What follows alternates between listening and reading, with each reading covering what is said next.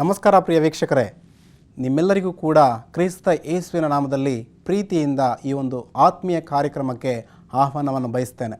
ನೀವೆಲ್ಲರೂ ಕೂಡ ದೇವರ ಕೃಪೆಯಿಂದ ಚೆನ್ನಾಗಿದ್ದೀರಿ ಎಂಬುದಾಗಿ ನಾವು ಭಾವಿಸುತ್ತಿದ್ದೇವೆ. ನಿಮ್ಮೆಲ್ಲರಿಗಾಗಿ ನಮ್ಮ ತಂಡವು ಸದಾ ಪ್ರಾರ್ಥಿಸುತ್ತಾ ಇದೆ. ಪ್ರಿಯರೇ, ನಾವು ಸ್ವಲ್ಪ ಹೊತ್ತು ದೇವರ ವಾಕ್ಯವನ್ನು ಕಲಿಯೋಣ. ದೇವರ ವಾಕ್ಯವನ್ನು ಕಲಿಯುವ ಹಾಗೆ ಒಂದು ಸಣ್ಣ ಪ್ರಾರ್ಥನೆಯ ಮುಖಾಂತರ ನಾವು ಮುಂದೆ ಹೋಗೋಣ. ಪ್ರಾರ್ಥಿಸಿಕೊಳ್ಳುವ. ನಮ್ಮನ್ನು ಬಹಳವಾಗಿ ಪ್ರೀತಿ ಮಾಡುವಂತಹ ಪ್ರಿಯ ಪರಲೋಕದ ಸ್ವಾಮಿ, ಸೇನಾಧೀಶ್ವರನಾದ ಯೆಹೋವನೇ, ನಿನ್ನ ಪರಿಶುದ್ಧ ನಾಮಕ್ಕೆ ಸ್ತೋತ್ರವಾಗಲಿ. ಅಪ್ಪ ಕರ್ತನೇ, ಸ್ವಲ್ಪ ಹೊತ್ತು ನಿನ್ನ ವಾಕ್ಯವನ್ನು ನಾವು ಧ್ಯಾನ ಮಾಡಲು ಹೋಗುತ್ತಿರುವಾಗ ನಮ್ಮೊಟ್ಟಿಗೆ ಮಾತನಾಡು. ವಿಶೇಷವಾಗಿ ಈ ಕಾರ್ಯಕ್ರಮವನ್ನು ವೀಕ್ಷಿಸುತ್ತಿರುವಂತಹ ಪ್ರತಿ ಮಗನನ್ನ ಮಗಳನ್ನು ಹೇರಳವಾಗಿ ಆಶೀರ್ವದಿಸಬೇಕೆಂದು, ನಮ್ಮೊಟ್ಟಿಗೆ ಮಾತನಾಡಬೇಕೆಂದು ಯೇಸುವಿನ ನಾಮದಲ್ಲಿ ಬೇಡಿಕೊಳ್ಳುತ್ತೇನೆ ಸ್ವಾಮಿ, ಆಮೇನ್. ಪ್ರಿಯ ವೀಕ್ಷಕರೇ, ನಾವು ಇಂದು ಸ್ವಲ್ಪ ಹೊತ್ತು ದೇವರ ವಾಕ್ಯವನ್ನು ಧ್ಯಾನ ಮಾಡುವ ಹಾಗೆ ನಮ್ಮ ಸತ್ಯವೇದಗಳನ್ನು ದಯಮಾಡಿ ತೆರೆಯಬೇಕೆಂದು ನಾನು ಮನವಿ ಮಾಡುತ್ತಿದ್ದೇನೆ. 2 ತಿಮೋತಿ 3ನೇ ಅಧ್ಯಾಯದಲ್ಲಿ ಪೌಲನು ಈ ಕಡೆಯ ದಿವಸಗಳಲ್ಲಿ ಜೀವಿಸುತ್ತಿರುವಂತಹ ಜನಾಂಗಗಳ ಕುರಿತಾಗಿ ಆತನು ಮಾತನಾಡ್ತಾ ಇದ್ದಾನೆ.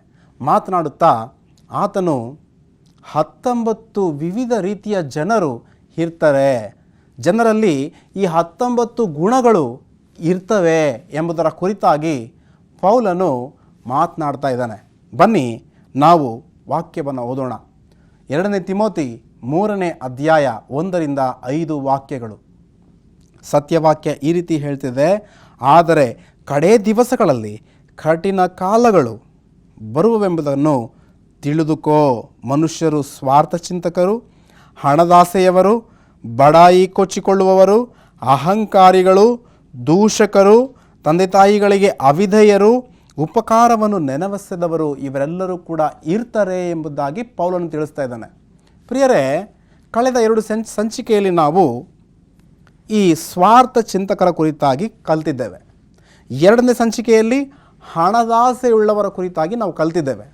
ಈ 3ನೇ ಸಂಚಿಕೆಯಲ್ಲಿ ನಾವು ಬಡಾಯಿ ಕೊಚ್ಚಿಕೊಳ್ಳುವವರ ಕುರಿತಾಗಿ ನಾವು ಸ್ವಲ್ಪ ಹೊತ್ತು ದೇವರ ವಾಕ್ಯವನ್ನು ಧ್ಯಾನ ಮಾಡೋಣ. ಪ್ರಿಯರೇ, ಪೌಲನು ತಿಮೋತಿಯನಿಗೆ ಬರೆಯುತ್ತಾ ಹೇಳ್ತಿದ್ದಾನೆ, ಈ ಕಡೇ ದಿವಸಗಳಲ್ಲಿ ಕಠಿಣ ಕಾಲಗಳು ಬರ್ತವೆ. ಈ ಕಠಿಣ ಕಾಲಗಳು ಇರುವಾಗ ಜನರು ಸ್ವಾರ್ಥ ಚಿಂತಕರಾಗಿರ್ತಾರೆ, ಹಣದಾಸೆಯುಳ್ಳವರಾಗಿ ಇರ್ತಾರೆ. ಅಷ್ಟೇ ಅಲ್ಲ, 3ನೇದು ಬಡಾಯಿ ಕೊಚ್ಚಿಕೊಳ್ಳುವವರು ಕೂಡ ಇರ್ತಾರೆ ಎಂಬುದಾಗಿ ಅನೇಕರು ನಾವು ಈ ಗುಣಗಳನ್ನು ಸಮಾಜದಲ್ಲಿ ಕಾಣಬಹುದಾಗಿದೆ. ಯೇಸು ಸ್ವಾಮಿ ನಮಗೆ ಮುಂಚಿತವಾಗಿ ಈ ಮಾತುಗಳನ್ನು ತಿಳಿಸಿದ್ದಾನೆ ಪ್ರಿಯರೇ. ಆದ್ದರಿಂದ ಈ ಎಚ್ಚರಿಕೆ ಮಾತುಗಳನ್ನು ಒಮ್ಮೆ ನಾವು ತೀಕ್ಷ್ಣವಾಗಿ ನಮ್ಮ ಹೃದಯಕ್ಕೆ ತೆಗೆದುಕೊಂಡು ಒಮ್ಮೆ ಧ್ಯಾನ ಮಾಡೋಣ. ಕಡೆಯ ದಿವಸಗಳಲ್ಲಿ ಜನರು ಬಡಾಯಿ ಕೊಚ್ಚಿಕೊಳ್ತಾರೆ ಎಂಬುದಾಗಿ ಎಷ್ಟೋ ಸೊಗಸಾಗಿ ಪೌಲನು ಸತ್ಯವಾಕ್ಯದಲ್ಲಿ ಬರೆಯೋದನ್ನು ನಾವು ಕಾಣ್ತಾ ಇದ್ದೇವೆ. ಪ್ರಿಯರೇ, ಇಷ್ಟಕ್ಕೂ ಕಡೆಯ ದಿವಸಗಳು ಯಾವಾಗ ಪ್ರಾರಂಭವಾದವು ಅದನ್ನು ನಾವು ನೋಡಬೇಕು. ಅದಾದ ನಂತರ ಇಂದಿನ ದಿವಸಗಳಲ್ಲಿ ನಾವು ಅಂತ್ಯ ದಿವಸಗಳಲ್ಲಿ ಇದ್ದೇವೋ ಇಲ್ಲವೋ ಎಂಬುದನ್ನು ನಾವು ಅರ್ಥ ಮಾಡಿಕೊಳ್ಳಬಹುದು. ಪ್ರಿಯರೇ, ಬನ್ನಿ ನಾವು ಸತ್ಯವೇದದಲ್ಲಿ ಆ ಉತ್ತರವನ್ನು ಹುಡುಕೋಣ. ಇಬ್ರಿಯರಿಗೆ ಬರೆದಂತಹ ಪತ್ರಿಕೆಯಲ್ಲಿ 1ನೇ ಅಧ್ಯಾಯ 1ನೇ ವಾಕ್ಯವನ್ನು ನಾನು ಓದ್ತಿದ್ದೇನೆ. ನಮ್ಮ ಸತ್ಯವೇದಗಳನ್ನು ತೆರೆದು ಇಬ್ರಿಯರಿಗೆ ಬರೆದಂತಹ ಪತ್ರಿಕೆ 1ನೇ ಅಧ್ಯಾಯ 1ನೇ ವಾಕ್ಯವನ್ನು ಓದೋಣ. ಸತ್ಯವಾಕ್ಯ ಈ ರೀತಿ ಹೇಳ್ತಿದೆ: ಪುರಾತನ ಕಾಲದಲ್ಲಿ ನಮ್ಮ ಪಿತೃಗಳ ಸಂಗಡ ಪ್ರವಾದಿಗಳ ಬಾಯಿಯಿಂದ ಭಾಗವಾಗಿಯೂ ವಿಧವಾಗಿಯೂ ಮಾತಾಡಿದ ದೇವರು ಈ ಅಂತ್ಯ ದಿನಗಳಲ್ಲಿ ನಮ್ಮ ಸಂಗಡ ಮಗನ ಮುಖಾಂತರ ಮಾತಾಡಿದ್ದಾನೆ. ಪ್ರಿಯರೇ, ಇಲ್ಲಿ ಪೌಲನು ತಿಳಿಸುತ್ತಿರುವಂತಹ ಒಂದು ಅದ್ಭುತವಾದಂತಹ ಸತ್ಯವನ್ನು ನಾವು ಕಲಿಯಬೇಕು. ಈ ಹಿಂದೆ ನಮ್ಮ ಪಿತೃಗಳ ಬಳಿಯಲ್ಲಿ ದೇವರು ಯಾವ ರೀತಿ ಮಾತನಾಡ್ತಿದ್ದ ಎಂಬುದಾಗಿ ನಾವು ನೋಡುವಾಗ ಕನಸಿನ ಮುಖಾಂತರ, ದರ್ಶನಗಳ ಮುಖಾಂತರ, ಪ್ರವಾದಿಗಳ ಮುಖಾಂತರ ದೇವರು ಮಾತನಾಡ್ತಾ ಇದ್ದ. ಆದರೆ ಅಂತ್ಯದ ದಿವಸಗಳಲ್ಲಿ ದೇವರು ಯಾರ ಮುಖಾಂತರ ಮಾತನಾಡ್ತಿದ್ದಾನೆ ಎಂಬುದಾಗಿ ನಾವು ನೋಡುವಾಗ ಯೇಸು ಕ್ರಿಸ್ತನ ಮುಖಾಂತರ ಮಾತನಾಡ್ತಾ ಇದ್ದಾನೆ. ದೇವರ ನಾಮಕ್ಕೆ ಸ್ತೋತ್ರ. ಯೇಸು ಸ್ವಾಮಿಯವರು 2,500 ವರ್ಷಗಳ ಹಿಂದೆ ಏನು ಮಾಡಿದ್ದಾರೆ ಎಂಬುದಾಗಿ ನಾವು ನೋಡುವಾಗ ತನ್ನ ಬಾಯಿದೆರೆದು ಪರ್ವತ ಪ್ರಸಂಗವನ್ನು ಮಾಡಿದ್ದಾರೆ. ಆತನು ಈ ಲೋಕಕ್ಕೆ ಬಂದು ಏನು ಮಾಡಿದಾರಪ್ಪ ಅಂತಂದರೆ ತನ್ನ ಮಗನ ಮುಖಾಂತರ ಎಲ್ಲರಿಗೂ ಕೂಡ ಇದು ಅಂತ್ಯದ ದಿವಸಗಳು ಎಂಬುದಾಗಿ ತೋರ್ಪಡಿಸಿದ್ದಾನೆ. ಈಗೋ ನಾನು ಹತ್ತಿರದಲ್ಲೇ ಇದ್ದೇನೆ ಎಂಬುದಾಗಿ ಯೇಸು ಸ್ವಾಮಿಯವರು ಹೇಳ್ತಿದ್ದಾರೆ. ಆದ್ದರಿಂದ ಆತನ ಬರೋಣ ಅತಿ ಸಮೀಪವಾಗಿದೆ, ಅಂತ್ಯದ ದಿವಸಗಳಲ್ಲಿ ನಾವು ಇದ್ದೇವೆ ಎಂಬುದನ್ನು ಸತ್ಯವಾಕ್ಯ ನಮಗೆ ಸ್ಪಷ್ಟವಾಗಿ ತಿಳಿಸ್ತಾ ಇದೆ. ಆದ್ದರಿಂದ ಈ ಅಂತ್ಯದ ದಿವಸಗಳಲ್ಲಿ ಜನರು ಬಡಾಯಿ ಕೊಚ್ಚಿಕೊಳ್ತಾರೆ. ಬಡಾಯಿ ಕೊಚ್ಚಿಕೊಳ್ಳುವಂತಹ ಜನರನ್ನು ಕೂಡ ನಾವು ಇಂದಿನ ಸಮಾಜದಲ್ಲಿ ನಾವು ಕಾಣಬಹುದಾಗಿದೆ. ಪ್ರಿಯರೇ, ಗಮನಿಸೋಣ, ದೇವವಾಕ್ಯ ಏನು ಹೇಳ್ತಿದೆ ಎಂಬುದನ್ನು ಸ್ವಲ್ಪ ಆಳವಾಗಿ ಹೋಗಿ ನಾವು ಕಲಿಯುವಂತಹ ಪ್ರಯತ್ನಕ್ಕೆ ನಾವು ಮುಂದೆ ಹೋಗೋಣ. ನೋಡಿ, ಯೇಸು ಸ್ವಾಮಿಯವರು ಮುಂಚಿತವಾಗಿ ಹೇಳಿದಂತಹ ಒಂದು ಅದ್ಭುತವಂತಹ ಮಾತುಗಳನ್ನು ನಾವು ಧ್ಯಾನ ಮಾಡೋಣ. ಲೂಕನ ಸುವಾರ್ತೆ 14ನೇ ಅಧ್ಯಾಯ ನಾವು 7ನೇ ವಚನಕ್ಕೆ ಬರೋಣ. 7ನೇ ವಚನಕ್ಕೆ ನಾವು ಬಂದಾಗ ಯೇಸು ಸ್ವಾಮಿಯವರು ನುಡಿತಿರುವಂತಹ ಮಾತುಗಳನ್ನು ದಯಮಾಡಿ ಗಮನಿಸಿ. ಯೇಸು ಸ್ವಾಮಿಯವರು ಏನು ಹೇಳ್ತಾರಪ್ಪ ಅಂತಂದರೆ, ನೀವು ಯಾವುದಾದ್ರೂ ಒಂದು ಮದುವೆಗೆ ಹೋದಾಗ, ಇಲ್ಲವೋ ಕೆಲವರು ದೊಡ್ಡವರ ಮನೆಗೆ ಹೋದಾಗ ಮೊದಲಿನ ಸಾಲಿನಲ್ಲಿ ಯಾವುದೇ ಕಾರಣಕ್ಕೂ ಕೂಡ ಕೂತ್ಕೊಳ್ಳಬಾರದು. ಯಾಕೆ ಎಂಬುದಾಗಿ ಯೇಸು ಸ್ವಾಮಿಯವರು ತಿಳಿಸಿದ್ದಾರೆ. ಬನ್ನಿ ನೋಡೋಣ. ನಾವು 7ರಿಂದ ಕೆಲವು ವಾಕ್ಯಗಳನ್ನು ಓದೋಣ. ಯಾವನಾದರೂ ನಿನ್ನನ್ನು ಮದುವೆ ಊಟಕ್ಕೆ ಕರೆದರೆ ಪಂಕ್ತಿಯೊಳಗೆ ಮೊದಲನೆಯ ಸ್ಥಾನದಲ್ಲಿ ಕೂತುಕೊಳ್ಳಬೇಡ. ಒಂದು ವೇಳೆ ನಿನಗಿಂತ ಮಾನವುಳ್ಳವನು ಅವನು ಕರೆದಿರಬಹುದು ಮತ್ತು ನಿನ್ನನ್ನು ಅವನನ್ನು ಕರೆದವನು ಬಂದು ಇವನಿಗೆ ಸ್ಥಳ ಬಿಡು ಎಂದು ನಿನಗೆ ಹೇಳುವಾಗ ನೀನು ನಾಚಿಕೊಂಡು ಕಡೆಯ ಸ್ಥಾನದಲ್ಲಿ ಕೂತುಕೊಳ್ಳೋದಕ್ಕೆ ಹೋಗುವಿ. ಆದರೆ ಯಾವನಾದರೂ ನಿನ್ನನ್ನು ಕರೆದಾಗ ನೀನು ಹೋಗಿ ಕಡೆಯ ಸ್ಥಾನದಲ್ಲಿ ಕೂತುಕೋ. ಹೀಗೆ ಮಾಡಿದರೆ ನಿನ್ನನ್ನು ಕರೆದವನು ಬಂದು ನಿನ್ನನ್ನು ನೋಡಿ, ಸ್ನೇಹಿತನೇ ಇನ್ನೂ ಮೇಲಕ್ಕೆ ಬಾ ಅನ್ನುವನು. ಆಗ ನಿನ್ನ ಸಂಗಡ ಕೂತಿರುವವರೆಲ್ಲರೂ ಮುಂದೆ ನಿನಗೆ ಮಾನ ಬರುವುದು. ತನ್ನನ್ನು ಹೆಚ್ಚಿಸಿಕೊಳ್ಳುವನು ಪ್ರತಿಯೊಬ್ಬನು ತಗ್ಗಿಸಲ್ಪಡುವನು, ತನ್ನನ್ನು ತಗ್ಗಿಸಿಕೊಳ್ಳುವವನು ಹೆಚ್ಚಿಸಲ್ಪಡುವನು ಅಂದನು. ಯೇಸು ಸ್ವಾಮಿಯವರು ಒಂದು ಸಣ್ಣ ಉಪಮಾನದ ರೀತಿಯಲ್ಲಿ ಇಲ್ಲಿ ಮಾತನಾಡ್ತಾ ಇದ್ದಾರೆ. ಯಾವುದಾದ್ರೂ ಒಂದು ಮದುವೆಗೆ ಹೋದಾಗ, ಯಾವುದಾದ್ರೂ ಒಂದು ಒಳ್ಳೆಯ ನೀನು ಮುಂದಿನ ಸಾಲಿನಲ್ಲಿ ಕೂತಿಕೊಳ್ಳಬಾರ್ದು. ನೀನೊಂದು ವೇಳೆ ಮುಂದಿನ ಸಾಲಿನಲ್ಲಿ ಕುಳಿತುಕೊಂಡಾಗ ನಿನಗಿಂತ ದೊಡ್ಡ ವ್ಯಕ್ತಿ ಯಾರಾದರೂ ಬಂದಾಗ ನಿನ್ನನ್ನು ಎಬ್ಬಿಸಿ ನೀನು ಹಿಂದೆ ಹೋಗಿ ಕುಳಿತುಕೋ ಎಂಬುದಾಗಿ ಹೇಳಿ ನಿನ್ನನ್ನು ಅವಮಾನಕ್ಕೆ ಗುರಿ ಮಾಡಬಹುದು. ಆದ್ದರಿಂದ ನೀನು ಹಿಂದಕ್ಕೆ ಹೋಗಿ ಕೂತ್ಕೋ. ಹಿಂದೆ ಕುಳಿದುಕೊಂಡ ನಂತರ ಆತನು ಬಂದು ಆ ಕಾರ್ಯಕ್ರಮದಲ್ಲಿ ಎಲ್ಲರೂ ನೋಡುತ್ತಿರುವಾಗ ನಿನ್ನನ್ನು ಕಂಡು ನೀನು ಯಾಕೆ ಅಲ್ಲಿ ಕುಳಿತಿದ್ದಿ, ದಯಮಾಡಿ ನೀನು ಮುಂದಕ್ಕೆ ಬಾಪ ಎಂಬುದಾಗಿ ಕರೆಯುವಾಗ ಎಲ್ಲರ ಮುಂದೆ ನಿನಗೆ ಒಳ್ಳೆಯ ಮಾನ ಸಿಗುತ್ತೆ, ಒಳ್ಳೆಯ ಮರ್ಯಾದೆ ಸಿಗುತ್ತೆ. ಆದ್ದರಿಂದ ನೀನು ಮುಂದೆ ಬಾ ಎಂಬುದಾಗಿ ಕರೆಯುವಾಗ ಆತನು ಮುಂದೆ ಬಂದಾಗ ಎಲ್ಲರೂ ಕೂಡ ಅದನ್ನು ಕಂಡು ಆಶ್ಚರ್ಯ ಪಡ್ತಾರೆ. ಆದ್ದರಿಂದ ಪ್ರಿಯರೇ, ಯೇಸು ಸ್ವಾಮಿಯರು ಹೇಳ್ತಿದ್ದಾರೆ, ತನ್ನನ್ನು ತಗ್ಗಿಸಿಕೊಳ್ಳುವವನು ಹೆಚ್ಚಿಸಲ್ಪಡ್ತಾನೆ, ತನ್ನನ್ನು ಹೆಚ್ಚಿಸಿಕೊಳ್ಳುವವನು ತಗ್ಗಿಸಲ್ಪಡ್ತಾನೆ ಎಂಬುದಾಗಿ. ಪ್ರಿಯರೇ, ಈ ಬಡಾಯಿಯ ಮಾತುಗಳಿಂದ ನಾವು ದೂರ ಉಳಿಯಬೇಕು. ಪ್ರಿಯರೇ, ಈ ಬಡಾಯಿಯ ಮಾತುಗಳು ನನ್ನನ್ನು ಹಾಳು ಮಾಡುತ್ತೆ. ಈ ಬಡಾಯಿ ಮಾತುಗಳಿಂದ ಸರ್ವನಾಶವಾಗ್ತೇವೆ. ಆದ್ದರಿಂದ ನಾವು ಯಾವುದೇ ಕಾರಣಕ್ಕೂ ಕೂಡ ಇಂತಹ ಒಂದು ಕಾರ್ಯಕ್ಕೆ ನಾವು ಮುಂದೆ ಹೋಗಬಾರದು. ದೇವರ ಮಕ್ಕಳಾಗಿ ನಾವು ನಮ್ರತೆಯಿಂದ, ದೀನತೆಯಿಂದ ನಾವು ಜೀವಿಸಬೇಕಾಗಿದೆ ಎಂಬುದಾಗಿ ಸತ್ಯವಾಕ್ಯ ನಮಗೆ ತಿಳಿಸಿದೆ. ಈ ಒಂದು ಬಡಾಯಿ ಕೊಚ್ಚಿಕೊಳ್ಳುವವರು ಹಾಳಾಗ್ತಾರೆ, ನಾಶವಾಗ್ತಾರೆ ಎಂಬುದಕ್ಕೆ ಸತ್ಯವೇದದಲ್ಲಿ ಅನೇಕ ಉದಾಹರಣೆಗಳುಂಟು. ಬನ್ನಿ ಒಂದು ವಾಕ್ಯವನ್ನು ನಾವು ಓದೋಣ. ಕೀರ್ತನೆಗಳು 12ನೇ ಅಧ್ಯಾಯ. ನಾನು 3ನೇ ವಾಕ್ಯವನ್ನು ಓದ್ತಾ ಇದ್ದೇನೆ. ನಾವು 1ನೇ ವಾಕ್ಯದಿಂದ ಓದಿದ್ರೆ ಇನ್ನೂ ಚೆನ್ನಾಗಿರುತ್ತೆ. 1ನೇ ವಾಕ್ಯದಿಂದ ಓದೋಣ. ಬನ್ನಿ. ಯೆಹೋವನೇ ರಕ್ಷಿಸು, ಭಕ್ತರು ಮುಗಿದು ಹೋಗಿದ್ದಾರೆ, ಜನರೊಳಗೆ ನಂಬಿಕೆಯುಳ್ಳವರು ಕಾಣಿಸುವುದೇ ಇಲ್ಲ. ಪ್ರತಿಯೊಬ್ಬರು ನೆರೆಯವರೊಡನೆ ಹುಸಿಯನ್ನಾಡುತ್ತಾರೆ, ಅವರು ವಂಚನೆಯ ತುಟಿಗಳಿಂದ ಹೊರಗೊಂದು ಒಳಗೊಂದು ಮಾತಾಡುತ್ತಾರೆ. ಯೆಹೋವನು ವಂಚನೆಯ ತುಟಿಗಳನ್ನು, ಬಡಾಯಿ ನಾಲಿಗೆಯನ್ನು ಕಡಿದು ಬಿಡಲಿ. ಪ್ರಿಯರೇ, ಇಲ್ಲಿ ದಾವೀದನು ನುಡಿತಿರುವಂತಹ ಮಾತುಗಳು ಎಂಥವು ಎಂಬುದಾಗಿ ನಾವು ನೋಡಬೇಕಾದ್ರೆ ದೇವ ಜನರ ಒಂದು ದುಃಖವು ಈ ವಾಕ್ಯದಲ್ಲಿ ಅಡಗಿದೆ. ಏನು ಆ ದುಃಖ ಎಂಬುದಾಗಿ ನಾವು ನೋಡುವಾಗ, ಭಕ್ತರು ಮುಗ್ದಿ ಹೋಗಿದ್ದಾರಂತೆ. ಭಕ್ತರು ಯಾರು ಇಲ್ದಂಗೆ ಆಗಿದ್ದಾರೆ ಸ್ವಾಮಿ. ನಮ್ಮ ಸುತ್ತಲೂ ಕೂಡ ಬಡಾಯಿ ಕೊಚ್ಚಿಕೊಳ್ಳುವಂತಹ ನಾಲಿಗೆಯನ್ನು ನಾವು ಕಾಣ್ತಿದ್ದೇವೆ. ನಿನ್ನ ಮಕ್ಕಳು ನಾಶವಾಗಿ ಹೋಗಿದ್ದಾರೆ ಈ ಬಡಾಯಿ ಕೊಚ್ಚಿಕೊಳ್ಳುವಂತಹ ನಾಲಿಗೆಯಿಂದ ಎಂಬುದಾಗಿ ದಾವೀದನು ಬಹಳ ದುಃಖ ಪಡ್ತಾ ಇದ್ದಾನೆ. ನೋಡಿ, ಅಷ್ಟೇ ಅಲ್ಲ, 2ನೇ ಮಾತು, ಜನರೊಳಗೆ ನಂಬಿಕೆಯುಳ್ಳವರು ಕಾಣಿಸುವುದೇ ಇಲ್ಲ. ನಿನ್ನ ಭಕ್ತರು ಯಾರೂ ಇಲ್ಲ ಸ್ವಾಮಿ. ಪ್ರತಿಯೊಬ್ಬರು ನೆರೆಯವರೊಡನೆ ಹುಸಿಯನ್ನಾಡುತ್ತಾರೆ. ವಂಚನೆಯ ತುಟಿಗಳಿಂದ ಹೊರಗೊಂದು ಒಳಗೊಂದು ಮಾತನಾಡ್ತಿದ್ದಾರೆ.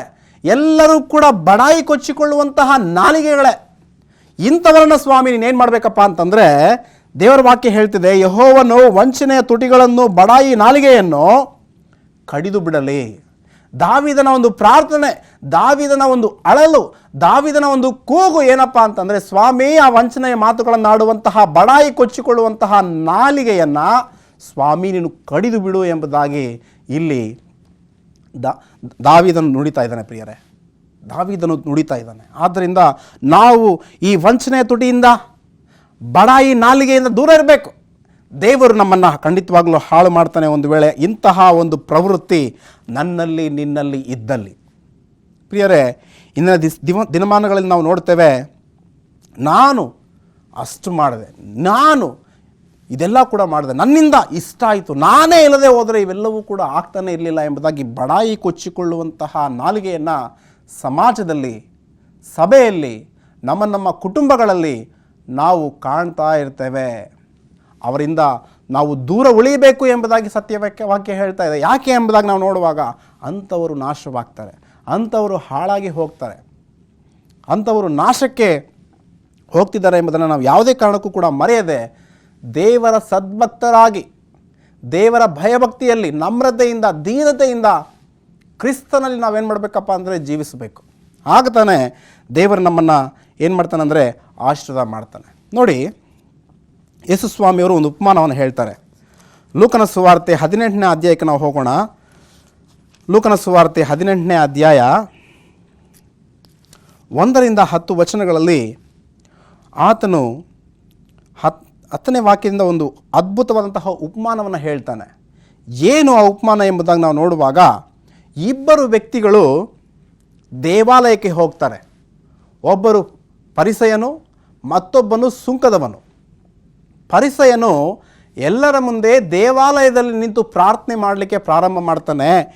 ಏನು ಪ್ರಾರ್ಥನೆ ಮಾಡ್ತಾನೆ ಎಂಬುದಾಗಿ ನಾವು ನೋಡುವಾಗ, ಫರಿಸಾಯನು ನಿಂತುಕೊಂಡು ಪ್ರಾರ್ಥಿಸುವಾಗ ತನ್ನೊಳಗೆ, ದೇವರೇ, ಸುಲುಕೊಳ್ಳುವವರು, ಅನ್ಯಾಯಗಾರರು, ಆದರ ಮಾಡುವವರು ಆಗಿರುವ ಉಳಿದ ಜನರಂತೆ ನಾನಲ್ಲ, ಈ ಸುಂಕದವನಂತೆಯೂ ಅಲ್ಲ.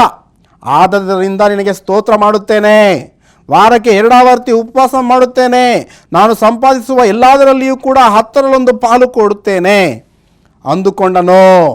ಪ್ರಿಯರೇ, ಇಲ್ಲಿ ಫರಿಸಾಯನು ಪ್ರಾರ್ಥನೆ ಮಾಡಲು ಪ್ರಾರಂಭ ಮಾಡ್ದ. ಬಡಾಯಿ ಕೊಚ್ಚಿಕೊಳ್ಳುವಂತಹ ನುಡಿಗಳನ್ನು ಇಲ್ಲಿ ಫರಿಸಾಯನು ನುಡಿತಾ ಇದ್ದಾನೆ. ಏನು ಆ ಬಡಾಯಿ ಕೊಚ್ಚಿಕೊಳ್ಳುವಂತಹ ಮಾತುಗಳು ಎಂಬುದಾಗಿ ನಾವು ನೋಡುವಾಗ, ಸ್ವಾಮಿ, ಸುಲುಕೊಳ್ಳುವವರು, ಅನ್ಯಾಯಗಾರರು, ಆದರ ಮಾಡುವವರು ಅಂತಹ ಜನರಂತೆ ನಾನಲ್ಲ, ಈ ಸುಂಕದವನಂತೆಯೂ ಕೂಡ ನಾನಲ್ಲ. ಸ್ವಾಮಿ, ನಾನು ಈ ವಾರಕ್ಕೆ 2 ಆವರ್ತಿ ನಾನು ಉಪವಾಸವಿರ್ತೇನೆ, ನಾನು ಸಂಪಾದನೆ ಮಾಡಿದಂತಹ ಎಲ್ಲದರಲ್ಲೂ ಕೂಡ ನಾನು ದಶಮಾಂಶವನ್ನು ಕೊಡ್ತೇನೆ, ನಾನು ಎಷ್ಟು ನೀತಿವಂತನೋ ಎಂಬುದಾಗಿ ಆತನು ಬಡಾಯಿ ಕೊಚ್ಚಿಕೊಳ್ತಾ ಇದ್ದಾನೆ. ಇಲ್ಲಿ ಬಡಾಯಿಯ ಮಾತುಗಳನ್ನು ದೇವರು ಯಾವುದೇ ಕಾರಣಕ್ಕೂ ಕೂಡ ಮೆಚ್ಚುವುದಿಲ್ಲ. ಬಡಾಯಿಯ ಮಾತುಗಳನ್ನು ದೇವರು ಯಾವುದೇ ಕಾರಣಕ್ಕೂ ಕೂಡ ಸ್ವೀಕಾರ ಮಾಡುವುದಿಲ್ಲ.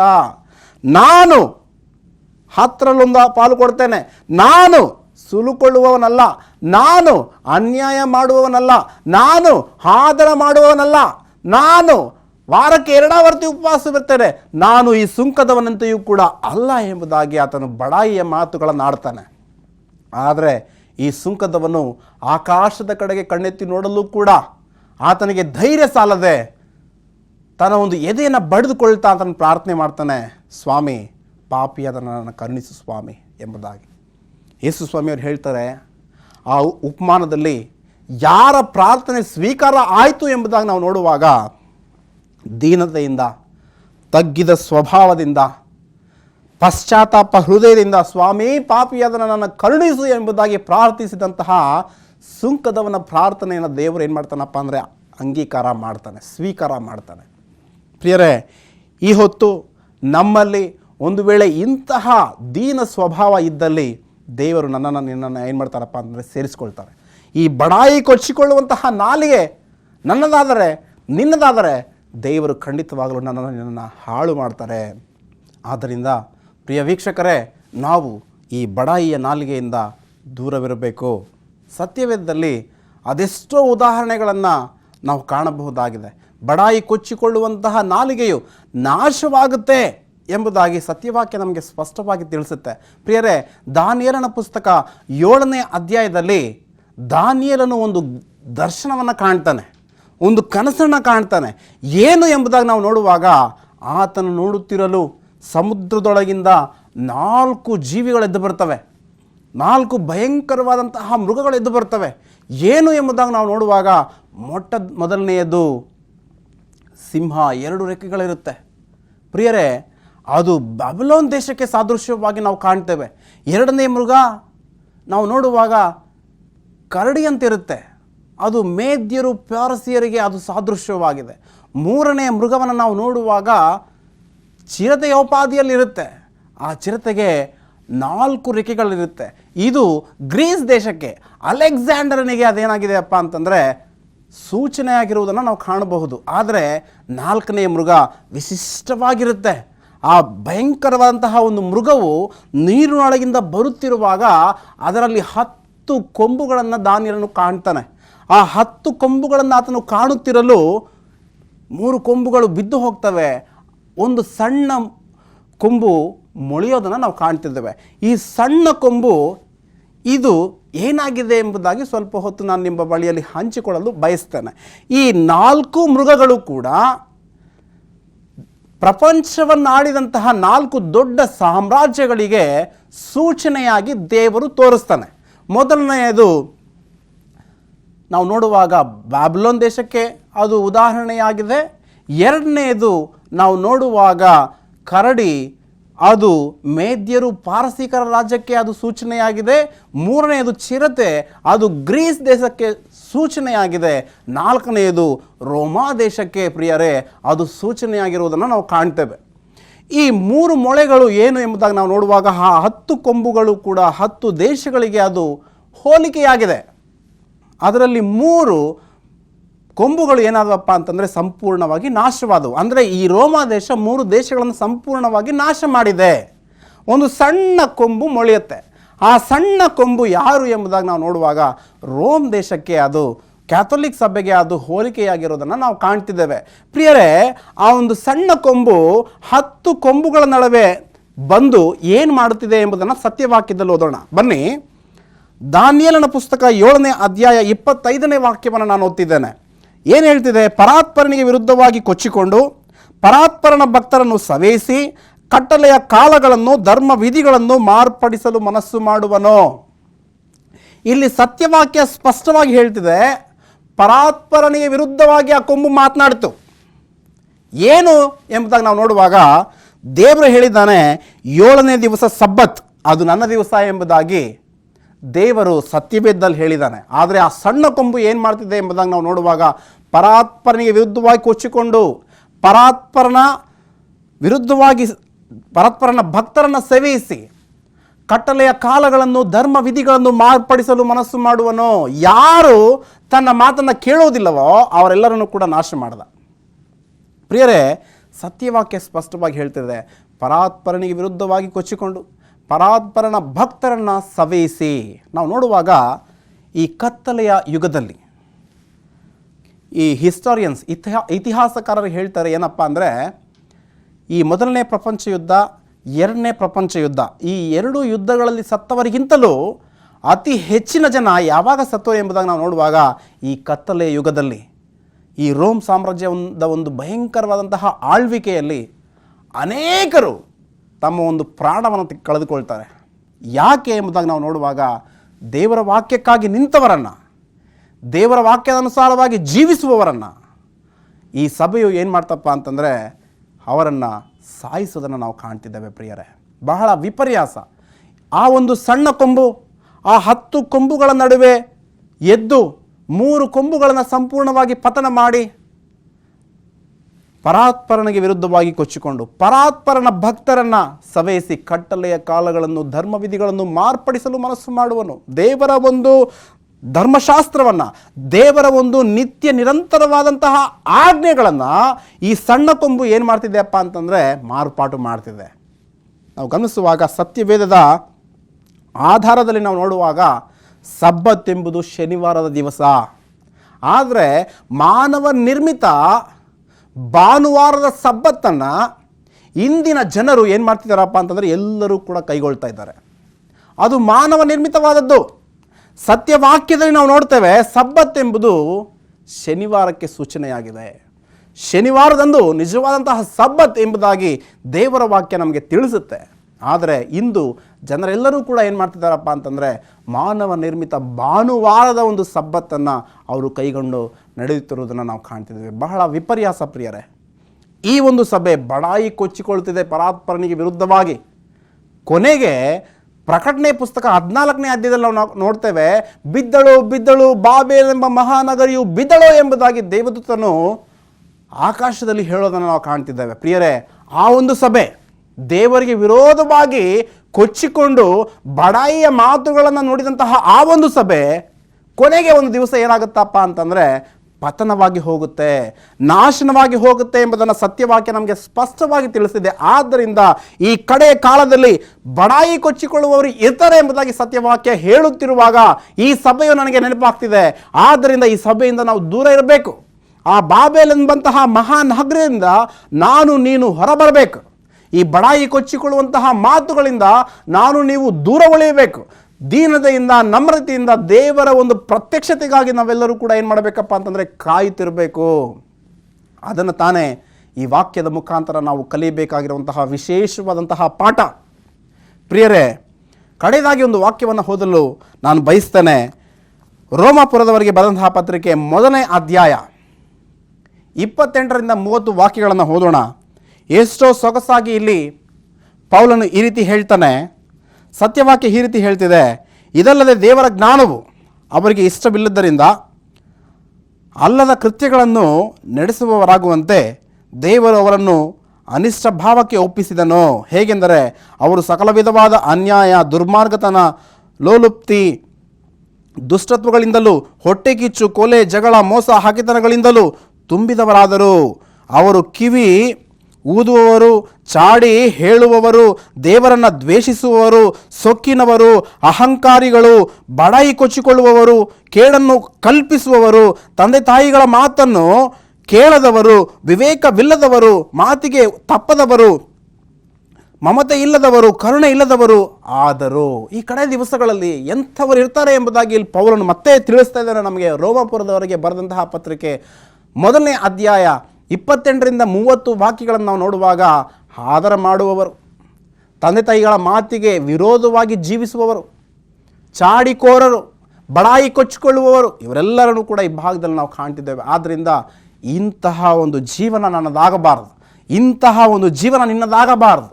ಪ್ರಿಯರೇ, ಬಡಾಯಿ ಕೊಚ್ಚಿಕೊಂಡು ಶಾಪಕ್ಕೆ ಗುರಿಯಾದವರು ಎಷ್ಟೋ ಜನ ಉಂಟು.